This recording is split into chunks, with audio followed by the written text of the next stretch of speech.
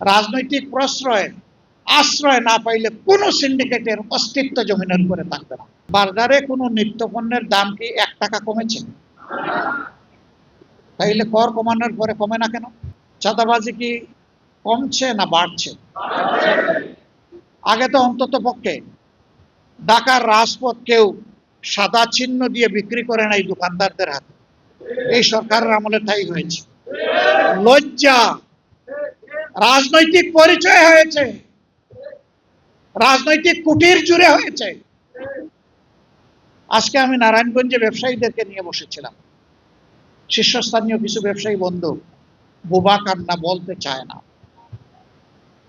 একজন শুধু বললেন বড় কষ্টে আছে, আরামে নেই, এটা থেকে উদ্ধার করেন আপনারা সবাই মিলে।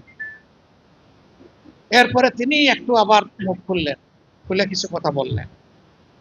চাঁদার জ্বালায় অতিষ্ঠ, শান্তি নাই, শান্তি নাই। যেই দল তার কর্মীদেরকে সামাজিক অপকর্ম থেকে বিরত রাখতে পারে না, সেই দলের দেশ শাসন করার কোনো অধিকার থাকতে পারে না। যেই দল নিজের কর্মীদেরকে নিয়ন্ত্রণ করতে পারবে, সেই দল দেশে সুশাসনও দিতে পারবে।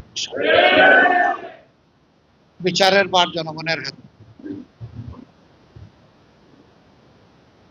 আমরা এদেশের শাসক হতে চাই না, আমরা এদেশের একটু সেবা করতে চাই। রাষ্ট্রীয় দায়িত্ব না গেলে কিছু কাজ করা যায়, কিন্তু বড় কিছু করা সম্ভব হয় না। আমরা অন্তত প্রতিটা ঠেকানোর চেষ্টা করব। ভালো কি হবে আল্লাহ জানেন।